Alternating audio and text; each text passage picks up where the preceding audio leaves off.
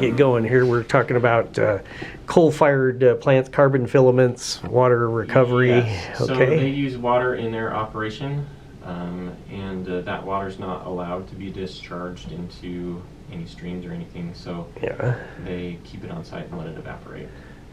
There's a pond there that the city has that looks kind of brackish, and then they have a pond that's for feeding the coal-fired plants, steam turbines. So that's probably, and this is not really my thing, but that's probably their intake water. They let it settle Right. out. Yeah, it diverts from Icelander and from their pipes from the reservoir and all that kind of stuff, so they always have it ready.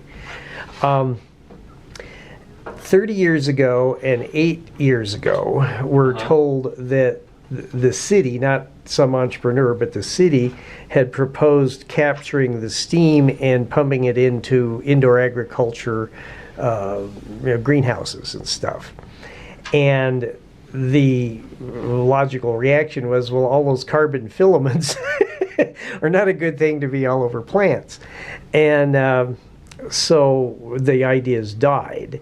But the other idea that was competitive was to, from what some of the old timers tell you, was to recover the water in cooling towers. Some of these places like Huntington and other coal-fired plants have these, hourglass-shaped water recovery towers. So then it would be a matter of the water and the carbon filaments being separated out from one another and either reusing it in drier months or whatever they're doing with it in these other plants.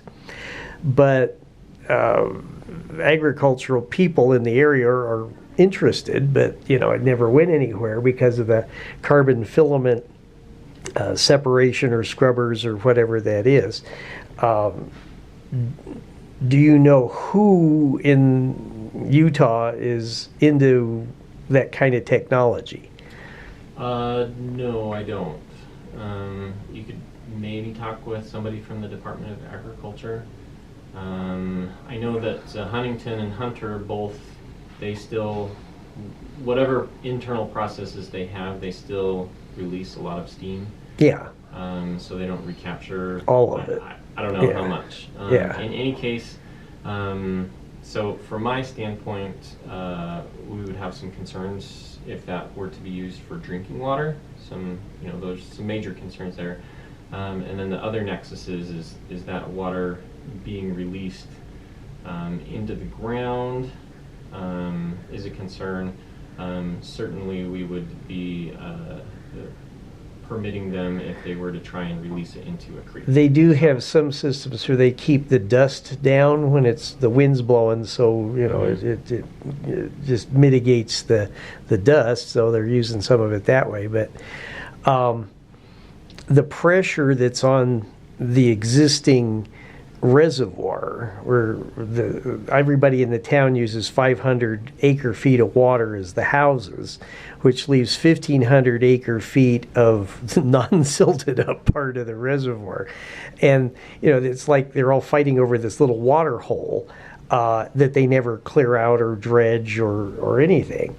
And so what's the pollution factor is, I live in Sunnyside, literally a quarter mile from this thing, if that far, and you can write your name in the carbon filaments that are really tiny, fine things that are raining out of the sky. So the prevailing winds blow up Whitmore Canyon, so the steam is going up and the carbon filaments are winding up in the surrounding soil and directly on the reservoir.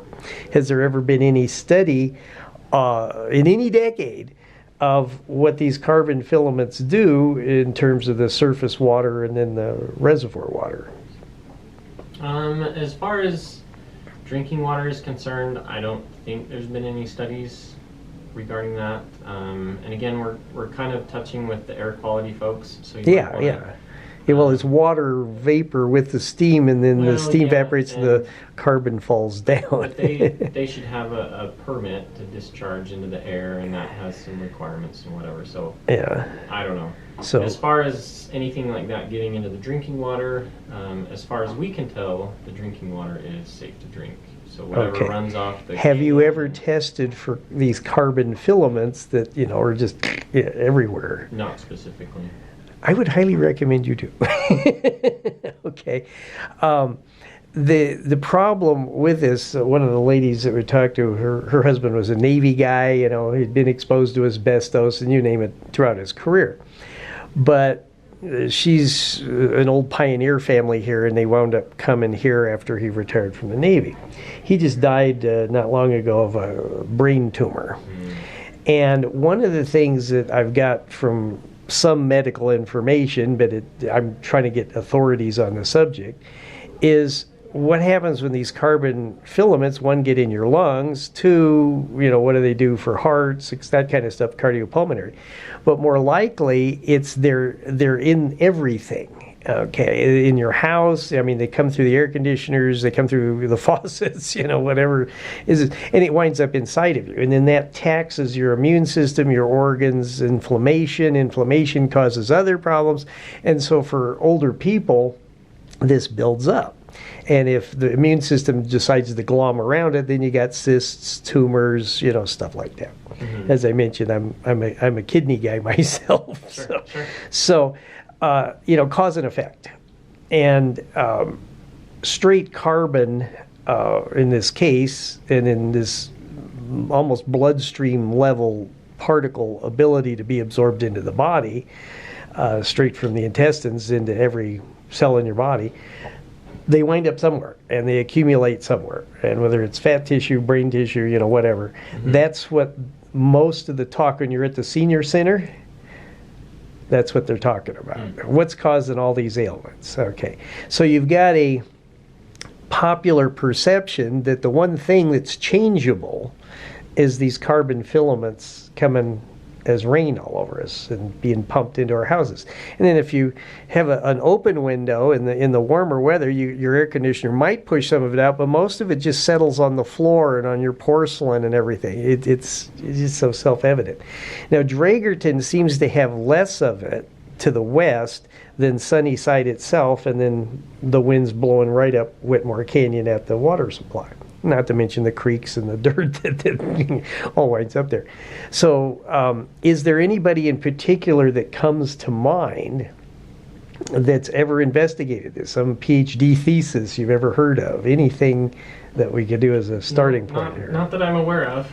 Okay. And you can call the Division of Air Quality and try and find somebody that, because we have a number of power plants, so they've got somebody assigned to those and see what they have to say. Okay, sounds good. I figured that, out of Pennsylvania, West Virginia, there might be, other coal country people that would know this. But yeah, there's a lot of coal-fired power plants around, not just in our area, but around the country. Yeah. And so perhaps somebody's looked into it, but I'm not aware of it. Last century. Right. Okay. In terms of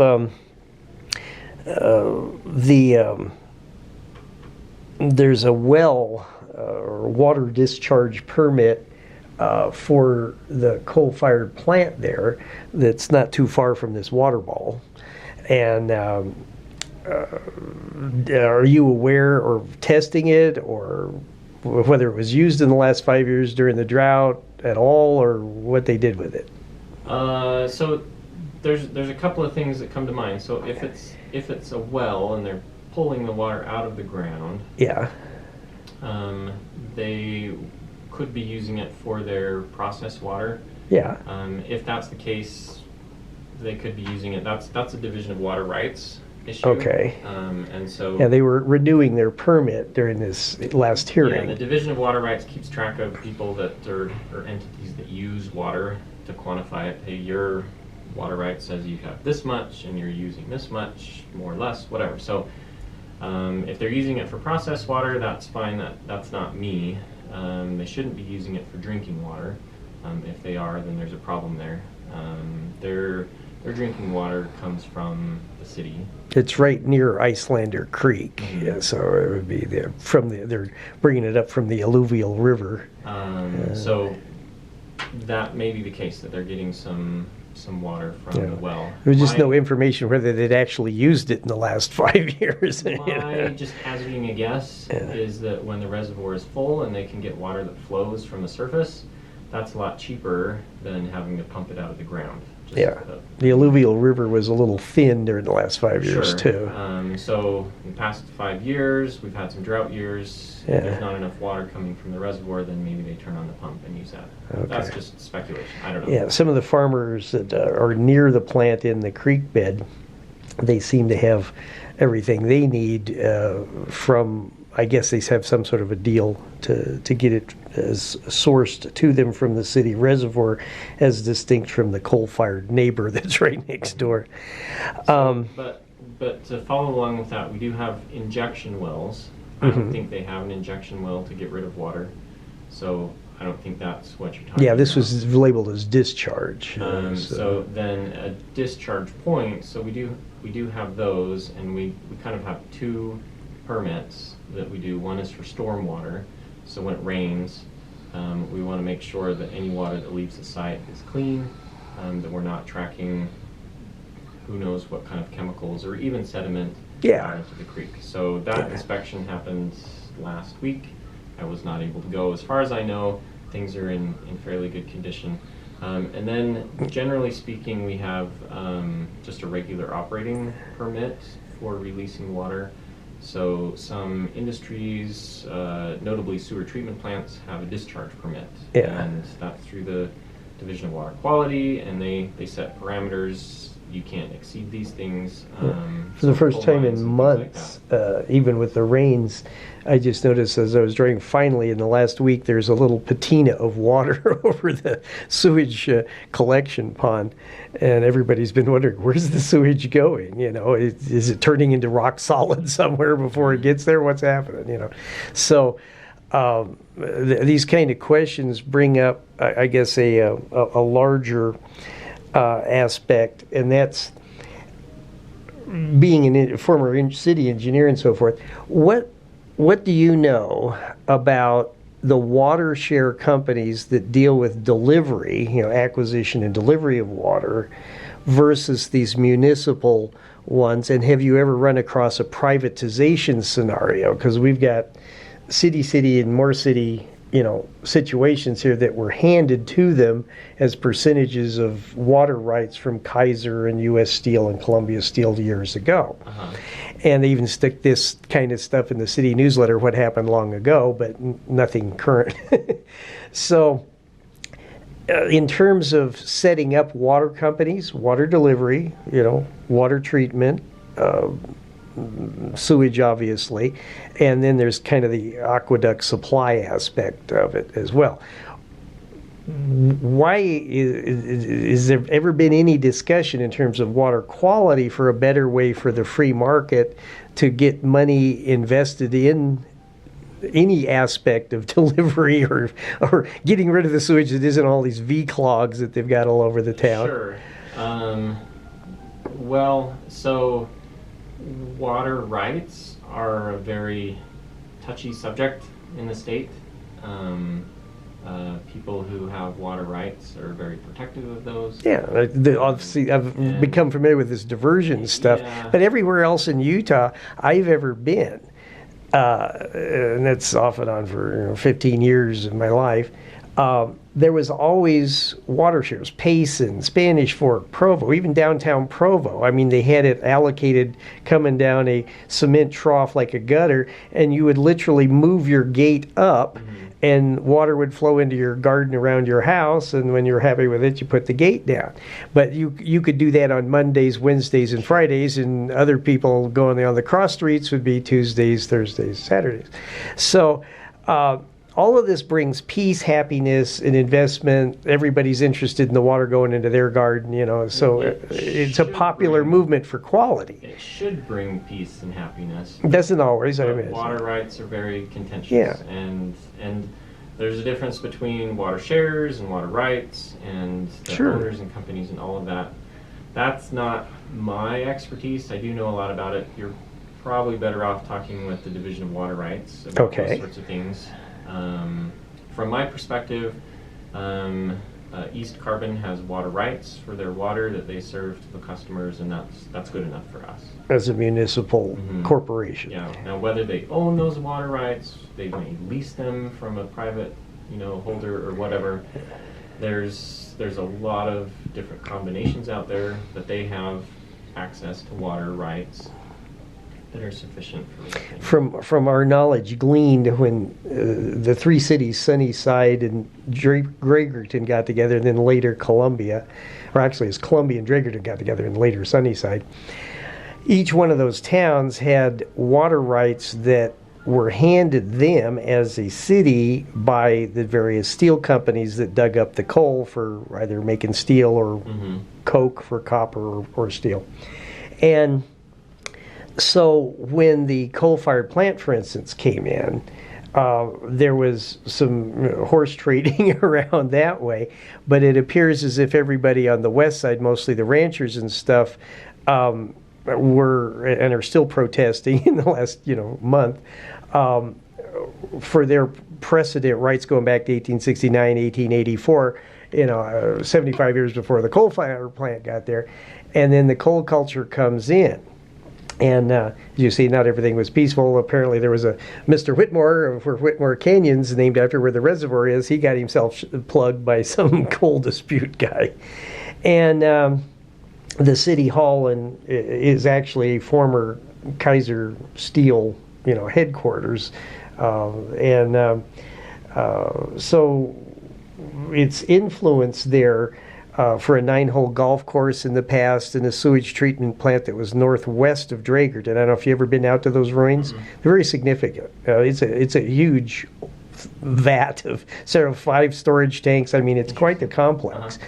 What they've done is the sewage feeder line that comes in north of Dragerton and then runs downhill and pressurizes the sewage in west part of the city, Dragerton, then goes out and then somehow gets down on one side or the other of 123 down to the sewage ponds. And are you in charge of the sewage world as well as? I dabble in that. Okay. I'm not up to speed on everything that I do out there. It's all municipal like everything else. Yeah, but we do regulate that. It's on my list of things to do in the next okay. Well, year or so. There's a lot of, like I say, there's rumors, nobody knows what's going on, but there's allegedly 1 or 2 or 3 settling ponds for sewage. One is right by the highway that seems to be used all the time, or whenever it actually comes through. And then there's some others that I haven't hiked to the area myself, but the old timers keep saying, they're wondering about clogs, they're wondering about buildup, they're wondering about things. I myself removed a sewer pipe underneath the house where the sewage water was coming in off of Edge Hill into the second house up on the west side of the street. And it was 50% full of sludge that had, I'll use the word calcified, but solidified. And we had to remove that because there was no way to fix that pipe, so we just put a whole new pipe from the kitchen, the bathroom, everything else. But it had to be elevated above the city sewer line, because what happens is the water centrifugally would go to the side of the pipe coming down Edge Hill, it would flow into this guy's house. And if his toilet wasn't 3 feet above that line, you'd have this sewage fountain of Trevi in his house. Okay. So because it was backing up, he couldn't flush, and the other threat was it would have enough pressure to come back the other way. So anyway, I helped him for about 16 hours doing this. But in the process, I learned from all the other old timers that, I may have mentioned this before, but some years ago, it was 2, 4, 6, it wasn't all that long ago. The city workers dug up the sidewalk panels by each sewage access point.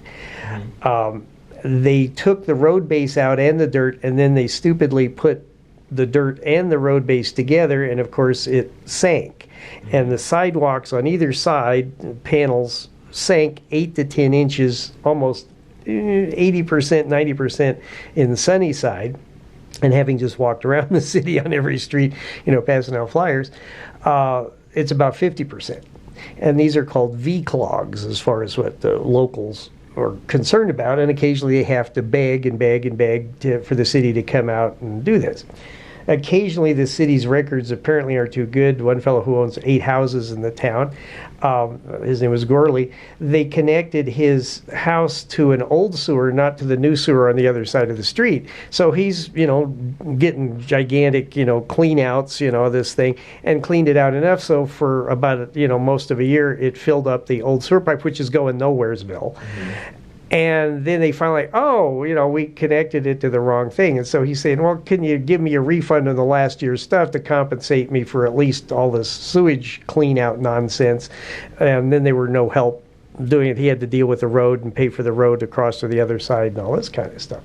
So the presumed dearth of money that's there, and yet they have income sources, there's a chronic delay, chronic neglect of whatever. And then there's, we can't get cement. We can't get asphalt. Like you're sitting here by umpteen ones on Ridge Road that do this. So most of the locals, when they encounter this stuff, are a little mystified by the, shall we say, low level of service. But these V-clogs are like a constant problem, but not so much that it's like an every week, every day thing. It's just like every few months. Now, whenever the rains came, maybe that helped a little bit, and I haven't heard too many complaints recently, but last year, when it was during the drought and everybody was focusing on water, this was an issue. But it's a chronic construction problem. It's a water quality exit problem. So if you wanted to do a review of that, all you gotta do is walk the streets, and all of a sudden the sidewalks dip down 8-10 inches. It's not hard to miss. So that's where the choke points are, if you will. So if there's something you can do about that, great. If there's not, we'd like to know about it. And because there are enough people saying, this place really needs a sidewalk company, this needs a sewer company, this needs a water company, a acquisition delivery company, a treatment company, and if their foundation is fouled up on where they were going to stick these 2 settling tanks, we brought up the idea of these 2 contractors in town who were not listened to, that it should be lower down the canyon. If you got a problem where it's at anyway, well, let's just move it down and connect your water to it down below, nearer the town. So the PVC pipes and so forth don't get endangered over X number of years with pressure cracks and whatnot. So anyway, that's their recommendation to you, is to review that, whether anybody in the city wants you to review it or not.